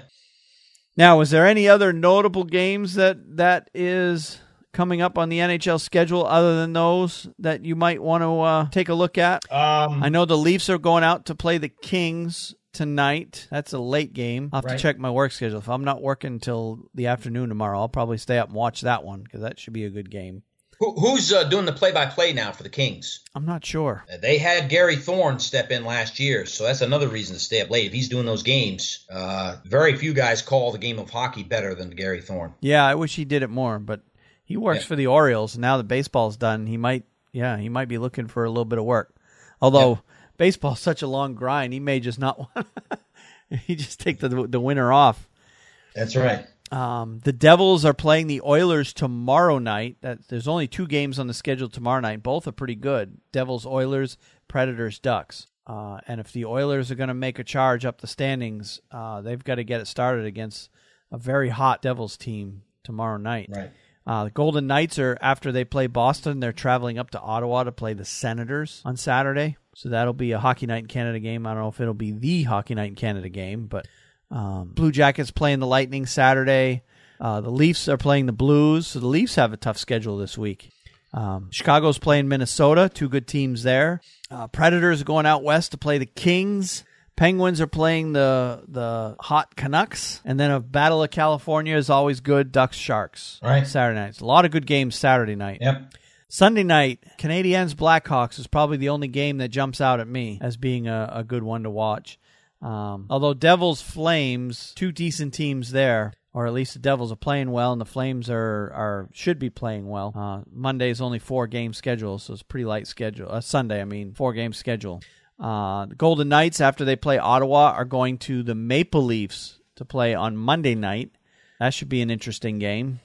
And that's really the only game I see. Jets Stars maybe would be one to watch, where both teams are playing very well on Monday night. Tuesday night is a pretty busy night, but the only game that jumps out at me is Kings Ducks. Right. And then, of course, the Golden Knights are continuing their long road trip. They go from Ottawa to Toronto and then to Montreal. Yep. So Montreal on Tuesday night. So their first extended road trip, too. Yes, it's like 7. It's like a 7-game road trip. Yep. It's highly unusual for teams to be on the road that long. They must need the arena in Vegas for something that week. So Kings and Ducks are playing Tuesday night, and then finally the last night before next week's podcast is Wednesday the 8th. And other than the Bruins Rangers, you got 2 other games. You got the Wild and the Maple Leafs, and the Lightning and the Sharks. So 3 very good games that night. Yes. Even though it's a very light night on the NHL schedule. All right, let's move on to our minor league minute.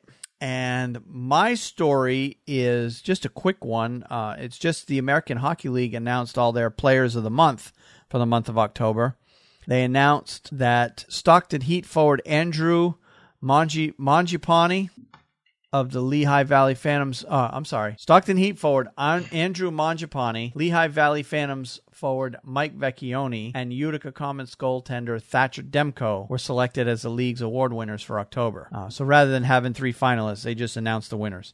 Right. Mangiapane, the CCM AHL Player of the Month, has begun the season with 9-game scoring streak for Stockton, recording 5 goals and 10 assists for 15 points in 9 games to go with a +10 rating.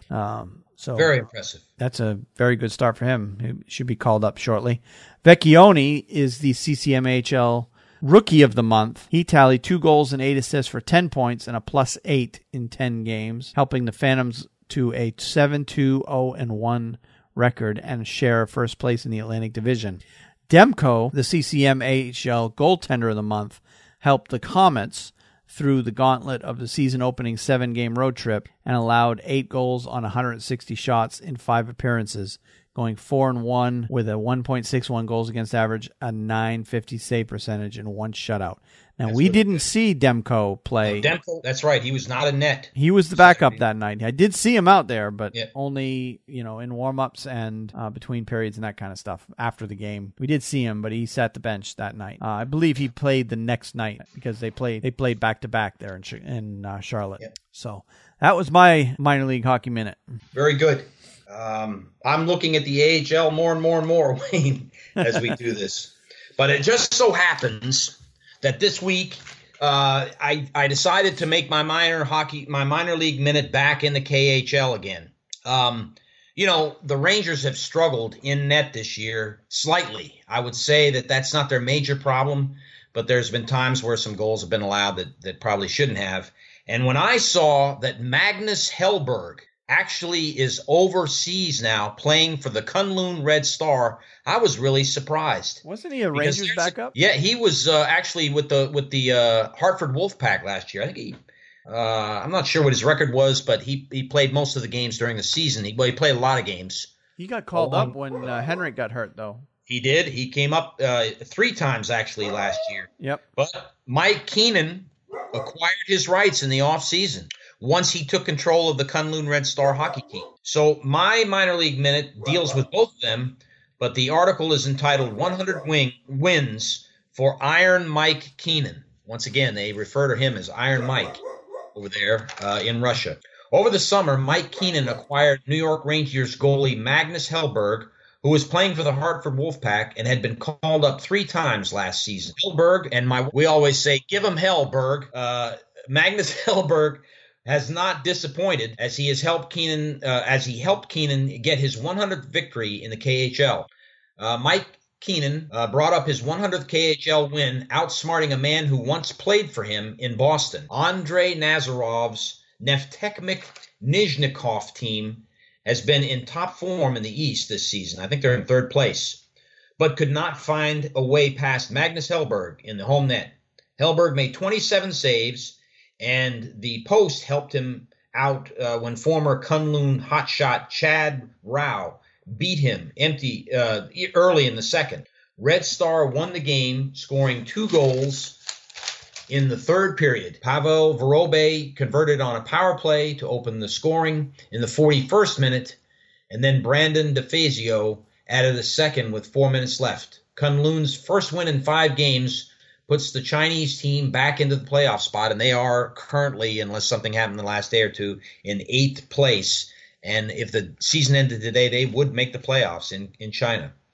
Currently, Mike Keenan, and I kind of took a look at this, Mike Keenan is number 8 all-time in the NHL with wins. He has 672 wins as an NHL head coach. He is the only coach to ever win the Stanley Cup and the Gagarin Cup. No other Really? NHL. Yes, no other NHL coach has done that. And he also now has 100 wins as a coach in the KHL. So he is mounting quite a name for himself as an international coach with a good reputation.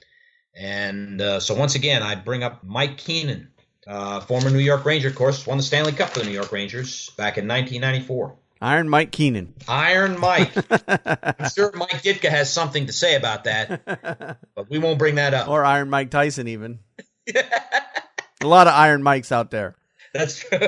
All right, cool. It's just crazy that Mike Keenan is finding success in the middle of China, of all places. It really is. For hockey. So yeah, it's interesting. The NHL is also trying to get their foot in the door, so to speak, over there in China as well, bringing preseason games over there and everything else that they're trying to do with growing the game in China. I mean, I get it. It's the most populous country in the world, so why not? Why not try to grow the game there? But good to hear that he's still succeeding over there. And while you were looking at it, I looked up, and NESN is reporting that Maxim Legacy will be in net tonight for Vegas. Okay. So good news for Bruins fans. Good news for Bruins fans. That's right. Hate to kick a guy when they're down, but hey, they're an expansion team. They're not even trying to win. Let's let the teams that are trying to win have the points. Very good, Wayne. All right, let's move on to our College Hockey Minute. Maine, of course, last week played number 10 Minnesota Duluth, and I wasn't expecting much out of the last weekend, and pretty much is what I got. Although they did skate with them. They only lost 2-1 and 2-0 in the two games against that number 10 Minnesota Duluth team. Of course, it was 2 home games for Maine, but they showed pretty well. I've chatted with a few Maine fans that were in the stands for those games, and they said that Maine played fairly well against Minnesota Duluth, so they were happy with the effort there. This week, they've got a little bit easier of an opponent, although UMass Lowell, they're playing twice at UMass Lowell, and although UMass Lowell is not currently ranked, they had been up to this point in the season, so they've been off to a rough start this year and have fallen out of the top 20 in college hockey. So, but UMass Lowell is still a tough team for them to play. As far as other upsets that happened over the past week in college hockey world, unranked Nebraska Omaha beat number 8 Notre Dame 6-4 at Notre Dame on Thursday night. On Friday night, number 20 Northeastern beat number 17 UMass Lowell. See, last week UMass Lowell was 17th ranked, but this week they're not ranked at all. So number 4 North Dakota lost to unranked Colorado College 2-1. That was at Colorado College. On Saturday night, 18th ranked Air Force lost to unranked Canisius 3-2. Michigan beat number 15 ranked Penn State 5-2. Of course, that was a Big Ten conference game, so anything goes there. 17th ranked UMass Lowell lost again to Northeastern, this time in overtime, 5-4, and that was at Northeastern. So that was a home-and-home series there, but UMass Lowell lost both games there.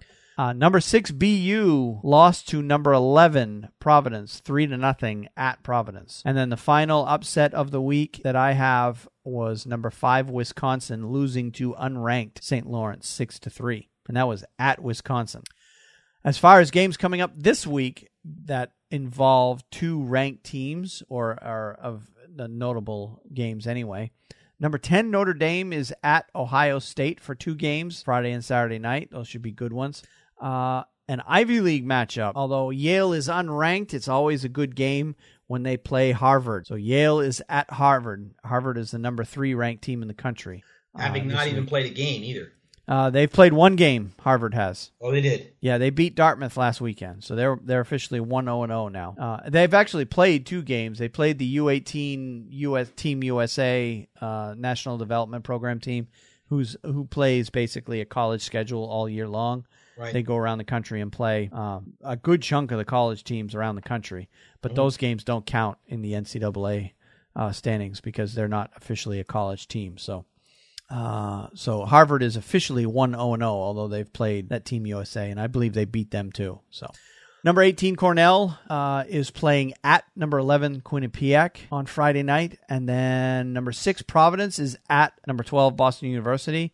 That should be a good one for Hockey East fans. Number 8 Minnesota Duluth will play at number 2 St. Cloud State for 2 games Friday and Saturday night. And then my pick for the games of the week in college hockey, number 4 North Dakota is going to number 7 Wisconsin for 2. That will be a good 2 games there. Yep, they should be fun games to watch if you can catch them on TV. And then number 15 Northeastern will be at number 12 Boston University on Saturday night. Now, as far as the polls this week, coming in at number 10 is Notre Dame. They're down from number 8 this week.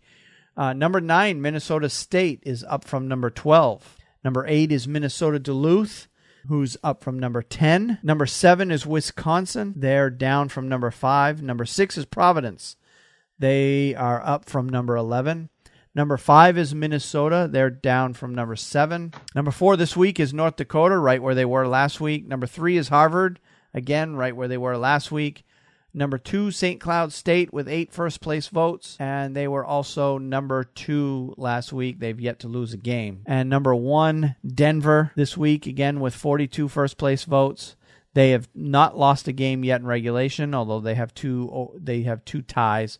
that third column in college hockey is officially a tie. It's not an overtime loss. So they're 4-0-2 this week, or so far this year, and they retain that top spot in the polls. All right, let's move on to picks of the week, and I'll let you start. You're going to let me go? Yep. Okay, Wayne, I'll make this quick. I'm looking forward to hearing yours this week. But you and I have talked about it before on this show.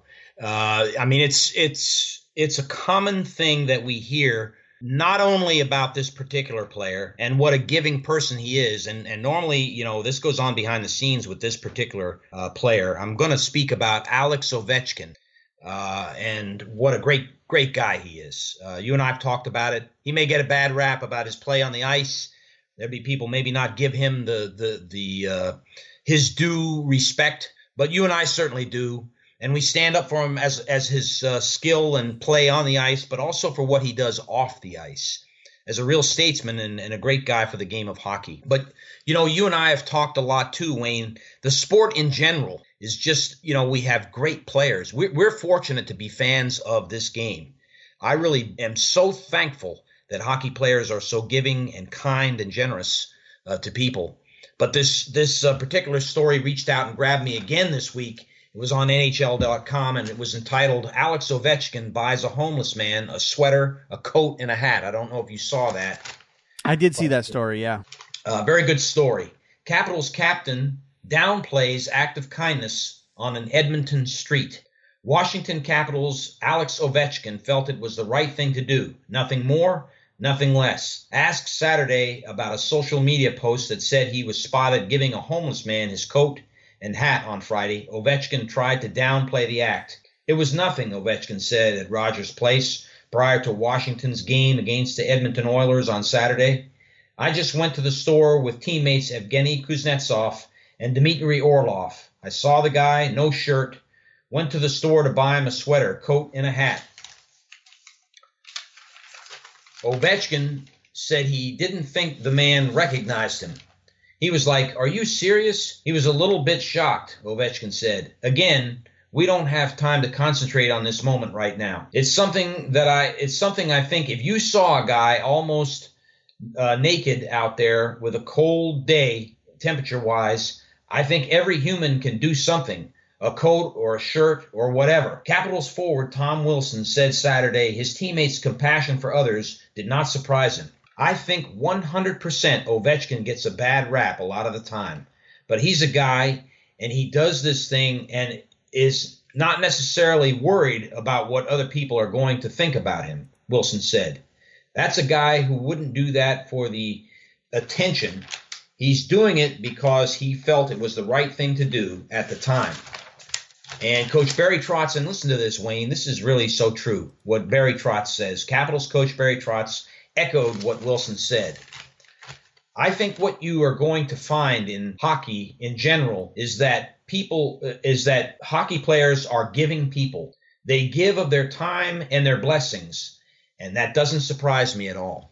And I really think that's true. I think we report on a lot on this podcast, and my hat's off to people. I'm sure Gary Bettman sits up there sometimes. He must think, I'm commissioner over a pretty darn good league.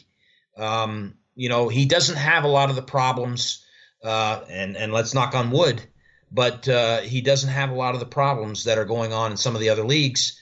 And I see an outpouring of just support for local communities and for the game of hockey each week.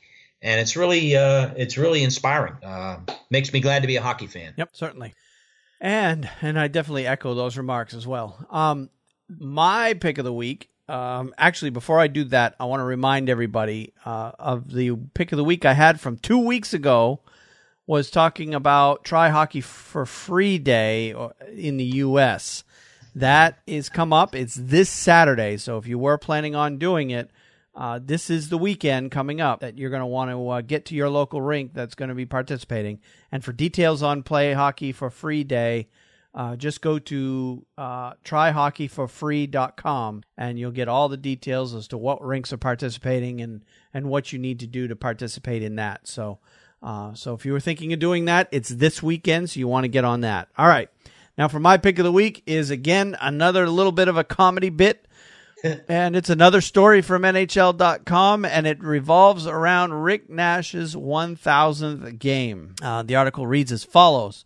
To celebrate Rick Nash's milestone, all you need is a wig, plain white shirt, some I Love New York shorts, and a whole lot of enthusiasm. At least that's what one group of fans seated down by the boards decided to go with.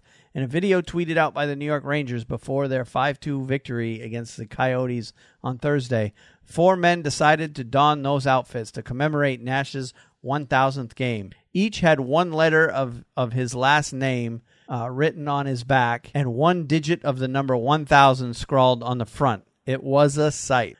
While the names of the celebratory fans were not known, one thing can be determined from this clip. These guys really love Rick Nash. And I don't know if you saw the clip, but basically every guy is wearing either a blue or red hat and wig, and they're wearing plain white tank tops, and they basically drew the numbers and letters on their shirts with marker. And then the shorts that they're wearing are like 1970s era jogging shorts, like real high short shorts, and across the butt, basically across the back, is pasted I Love New York. And then they're wearing white tights underneath the shorts. And these guys look completely ridiculous. And the clip from the Rangers Twitter feed just shows them dancing around and celebrating Rick Nash's 1,000th goal or 1,000th game. I mean, it goes on in a lot of arenas, Wayne, but I tell you what, you go to a game at Madison Square Garden, you're going to see some stuff that you haven't seen before. It's just going to happen. Yeah. It's an electric atmosphere in New York, and people are there to get attention. So yep. So I've got a link. I've got a link to the article and that clip in the show notes if you want to see it. But yeah, you do see some weird stuff, and particularly in New York, you don't even need to go to the Garden to see it. You can walk down through Times Square and see all kinds of stuff you've never seen before. Absolutely. It's all over that city. But yeah, the whole fan stuff. And there was another article I saw this week. There were 4 guys who had seats that were right next to the Edmonton Oilers bench, and I can't remember what city it was in, but the Oilers were on the road, so the Oilers are wearing their whites, right? These guys show up. They have the first 4 seats that start at the edge of the Edmonton bench. These guys all show up in white McDavid jerseys, Connor McDavid jerseys. They're wearing helmets, and then they had Oilers water bottles that they put in front of them. So it looked like that they were sitting, if at first glance, it looked like they were sitting on the Edmonton Oilers bench. I wonder if any of them were drinking pickle juice. Yeah, right. Swigging it down by the jar. Yeah, for sure. So, all right. Well, that basically concludes all of the stories we had for this week. Of course, next week we're scheduling, our tentative schedule is to record again next Thursday. That would be the 9th, correct? That's right. You got it right, Wayne. The 9th at or around 5 or 6 o'clock at night, basically depends on when I get out of work or if I even do work that day. If I happen to have it off, we'll record earlier. But again, if you want to get in touch with the show, you want to get involved with the show, you can reach us at facebook.com/thehockeynuts through our Facebook page. You can reach us right directly through our website at thehockeynuts.com. You can watch us and or listen to us right on our YouTube channel at thehockeynuts.com/YouTube. You can tweet us directly. I'm at Wayne Halley 9. Steve is at sball504man. And you can email us at feedback@thehockeynuts.com. And you can find the podcast basically where every podcast can be found. Places such as iTunes, Stitcher, SoundCloud, TuneIn, Google Play Music, Player.fm, all the big podcast sites you can find us. Just simply do a search for the Hockey Nuts on those sites. You can also listen to the show right directly on our website at thehockeynuts.com and on the hockeywriters.com website, which is a place that all kinds of hockey content can be found. They have a lot of articles, and they also have a special page just for hockey-related podcasts. And we're listed there as well. And if you want to support the show, we encourage you to share our content wherever you may find it with anybody that you know that's a hockey fan. And you can even rate us, review us on iTunes. There's a number of ways that you can support the show. Just get involved with the show. It's probably the best way to do it. We're a show by fans for fans. So that's the big bottom line there. All right. Well, do you have anything else this week? I don't. I'm looking forward to a big week of hockey. And, let's chat during this Bruins game this week. Next Wednesday night. I'm looking forward to that. Yep. I will... I'll probably end up working that night, but I'll definitely have the game on anyway.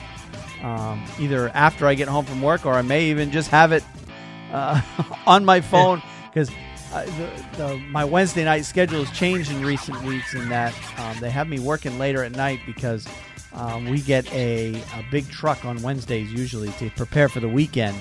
And I've been having trouble getting that done during the day because the store is so busy. So I've been staying at night on Wednesdays to get that done. So usually after the store dies down at around 7 p.m., I put my earbuds in, I put a game on, and I go out back and work on my trucks. So that's probably the way I'll be taking in that game next week, unless something changes there. So, all right, let's go ahead and wrap things up for this week then. And until next week, we'll see you then. Have a good week, Wayne. All right, you too. Good night.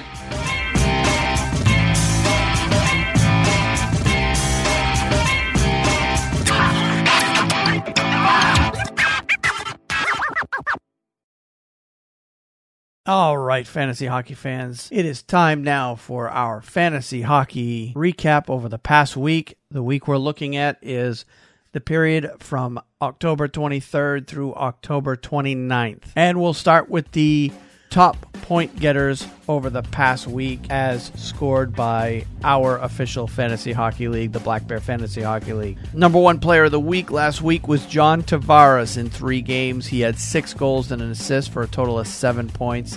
That gave him 39 fantasy points in our league last week. Phil Kessel was number 2 in 4 games. He had 2 goals, 2 assists, 4 points. That coupled with 20 shots on goal gave him 29.6 fantasy points last week. Number 3 last week, Blake Wheeler had 4 points in 3 games for a total of 27 fantasy points. Number 4 last week, Shea Weber, 26.7 fantasy points last week thanks to his 2 goals, 2 assists in 3 games played, coupled with 16 shots on goal. And our 5th leading scorer in our league last week was Brandon Montour, defenseman for the Anaheim Ducks. In 4 games played, had 2 goals, 1 assist, 3 points with 9 shots on goal. And of course, in our league, I know it's not the case in most fantasy leagues, but in our league, we do give extra points for goals and assists scored by defensemen. That's why we're finding defensemen commonly in our top 5 of the week, and that's done by design. In terms of goaltenders for the past week, number 1 over the past week was Jonathan Quick with 29.6 fantasy points thanks to his 2-1 record, in 3 games played. He also had 1 shutout, and he had a 1.3 goals against average and a .961 save percentage. Oscar Dansk last week had even better numbers in the goals against, 1.00 and a .968 save percentage.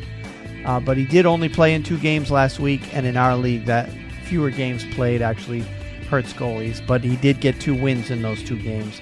So he ended up the number 2 spot for goaltenders with 22.3 fantasy points last week. Matt Murray was was the 3rd highest goaltender last week. 4 games played, 2 wins, 2 losses, at 2.41 goals against average, .919 save percentage, finishing with 21.7 fantasy points. Number 4 last week, Anders Nielsen for Vancouver. 2 games played with 2 wins, 1 shutout with a 1 goal against average and a .964 save percentage, 21.4 fantasy points. And a tie for the 5th place, both with 20.5 fantasy points. Jimmy Howard for Detroit, Mike Smith for Calgary. Both played 3 games last week. Jimmy Howard was 1-2, Mike Smith was 2-1, but Mike Smith gave up fewer goals and Jimmy Howard faced more shots. So ultimately, in the end, they ended up with the same number of fantasy points. Now, looking at season totals for the week. Number 1 this week, or in the number 1 spot at this point in the season, Nikita Kucherov. He's amassed 104.7 fantasy points so far this year, 21 points in 13 games, along with a host of other point-getting statistics, putting him at the 104.7. He's the first skater to eclipse the 100-point mark for the year. Steven Stamkos comes in at number 2. He's at 97.2, thanks to his 24 points in 13 games. Alex Ovechkin, number 3, at 15 points in 12 games. He's at 96.8, thanks to his league-leading 61 shots on goal for the Washington Capitals. Alex Pietrangelo is the highest-rated defenseman right now, 13 points in 13 games, and he is sitting at 94.2 fantasy points in our league. And then rounding out the top 5, Phil Kessel with 15 points in 14 games, and he is sitting at 87.6 fantasy points for the year. Looking at goaltenders, number 1, Andrei Vasilevsky for the Tampa Bay Lightning. Thanks to his 10-1 record with 1 shutout in 11 games, he is at 92.97 fantasy points for the year. Number 2 is Jonathan Quick at 86.75 fantasy points for the year, thanks to his 7-2 record with 2 shutouts in 10 games played. Matt Murray is number 3 so far this year with his 8-2 record with 1 shutout in 12 games. He has 83.5 fantasy points for the year. Frederik Andersen is in our number 4 spot at 80.9 fantasy points for the year, and that is mostly due to his 7 wins that he's put up on the score sheet already. 7-5 with 1 shutout in 12 games played. And rounding out the top 5 for goalies for total season points is Mike Smith, goaltender in Calgary. 6-5 record with 1 shutout in 11 games played, and he has got 79.2 fantasy points for the year. Now, looking back at last week's results in the Black Bear Fantasy Hockey League. First game of the week, Five for Fighting came up short against Mile 40 Saskatchewan Donut Shop, 164 to 136. And that was mostly due to John Tavares' huge week for the Mile 40 Saskatchewan Donut Shop. He ended up with 39 points for the week, which is pretty much going to be the top week for any single fantasy hockey player. Anytime you get over more than 25 points in a week, that's a huge week for any single player. Second game, Jammer 4 and Rat Bastards. Rat Bastards came out on top on that one, 179 to 128. Shea Weber and Ryan Getzlaff both had more than 20 points for the Rat Bastards in leading them to the victory. Pucks for Brains played the Kessel Run and edged them out 163 to 150 thanks to a 26.6 point performance from Brandon Montour for the Pucks for Brains. Fourth game, Ice Holes beat Mr. Hockey 189 to 148. Ice Holes were led by 21 points from Radim Verbata and 29 points from Jonathan Quick, his goaltender. Fifth game of the week, Frozen Pogies edged out Battle Blades for a win 152 to 134. Frozen Pogies were led by Alex Radulov and his 19.7 points last week. And the sixth game of last week, Toppers, Hageman Hilltoppers beat lost to Sneaky Stat Weasels 178 to 154. Sneaky Stat Weasels was led by Sean Couturier's 24.2 points and Phil Kessel's 29.6 points last week. And then the final game of last week, Purple Haze beat Mother Puckers 160 to 122, and Purple Haze was led by Jamie Benn with 25.2 points last week, as well as Carey Price getting back on track with 18.05 points last week. Now taking a look at the standings for the Black Bear Fantasy Hockey League. In the Wayne Gretzky division, Mile 40 Saskatchewan Donut Shop sits atop that division all by himself at 3-1. Hageman Hilltoppers, Jammer 4, and Five for Fighting are all sitting at 2-2. The Rat Bastards, Battle Blades, and Mother Puckers are all tied for last with a 1-3 record. In the Gordie Howe division, Sneaky Stat Weasels is leading the league and his division with a 4-0 record, followed by the Ice Holes and Purple Haze, each with a 3-1 record. Mr. Hockey, Pucks for Brains, Frozen Pogies sitting at 2-2, and Kessel Run sitting all alone in last place at 0-4. All right, let's take a look at some of the players that may be available in your fantasy hockey league, only because they're available in our fantasy hockey league. Right now, sitting atop of our free agent list in our league is defenseman Colin Miller of the Las Vegas Golden Knights. He is sitting at 8 points in 11 games. and has 60.9 fantasy points so far this year. Tim Heed, defenseman for the San Jose Sharks, is sitting in our next spot at 7 points in 10 games with 52 fantasy points.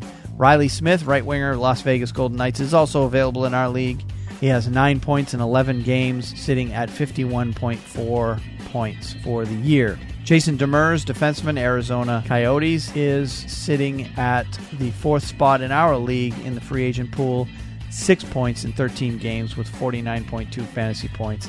And William Karlsson, center for the Las Vegas Golden Knights, seems to be a trend here. I wonder if everybody's expecting the Knights to come back down. He has 7 points in 11 games with 46.4 fantasy points on the year. In terms of free agent goalies, generally in our league, because everybody carries 2, there's not much in quality available. So I'll just go top 3 for goalies. Jimmy Howard is available in our league. He's getting the bulk of the games in Detroit right now. He's already got 10 games played. That means Peter Mrazek. I'm not sure what the situation is there, but he's not playing a whole lot. He may be hurt. I'm not sure. I don't have that information right in front of me, but he is at 5-4 so far this year in 10 games played. He's got 71 fantasy points. Brian Elliott with Philadelphia is also playing the bulk of the games there. He's got 9 games played with a 5-3 record so far this year at 53.77 fantasy points. Big drop-off from Howard there. Yaroslav Halak at 8 games played, 5-2 record. The Islanders have been playing very well of late, and he may be an option for you. He's sitting at 50.92 fantasy points in our league, and he may be a good option for you there. James Reimer, I'll go ahead and note, in Florida. He's getting the bulk of the time because Roberto Luongo, I believe, is still hurt, and he's got 8 games played, 3 wins, 3 losses, 43.05 points there. Maybe a backup goalie option for you if you are hurting for goaltending. And then just a couple of notes. Anton Khudobin, who I recommended last week, should probably be taken off any rosters because he's now hurt. Tuukka Rask is back, so Khudobin will be playing very little going forward. And the goaltending situation in Vegas, where their top 3 goalies in the organization are all hurt. So they're basically using number 4 and number 5 goalies. So I would stay away from any goaltenders in Las Vegas until they get things worked out there. All right, just a couple of notes on some of the players that are trending in terms of roster adds for the past week or so. Tim Heed has been his roster status. He's up 19%. He went from 5% to 24% of rosters on our website. Tim Heed is defenseman for the San Jose Sharks. A lot of people were adding Oscar Dansk, but then again, he's hurt, so I wouldn't go ahead and do so. Colin Miller's been added a lot. He's up 17%. Anders Nielsen, goaltender for Vancouver, is up 17%, probably mostly because Vancouver has been playing very well of late. Brad Hunt, defenseman of Las Vegas, he is up 15% in terms of being added to rosters. All right, just a final thoughts on some of the roster trends that have been happening around our Fantasy League website. Again, once we use CBS Sports as our fantasy hockey provider. And on their website, Jimmy Howard, goaltender for the Detroit Red Wings, once again, he is owned in 64% of the leagues out there, but yet he remains a free agent in our league, so maybe something you may want to look into in your league as a player to add. Alec Martinez, defenseman for the LA Kings, also is owned in 64% of leagues out there, but not in ours. Brian Elliott, goaltender, Philadelphia Flyers, is owned in 62% of leagues out there. Patrick Eaves, who just went on the IR a week or so ago, is still owned in 53% of leagues out there. If you've got room in your IR, you may want to stash him away for when he comes back. Roberto Luongo, again, situation. He has been hurt and still remains hurt, but could be an option if you have room to stash him. Ryan Ellis, defenseman, again, if you have room to stash him. He's currently hurt, but could come back, although they're saying January before he comes back.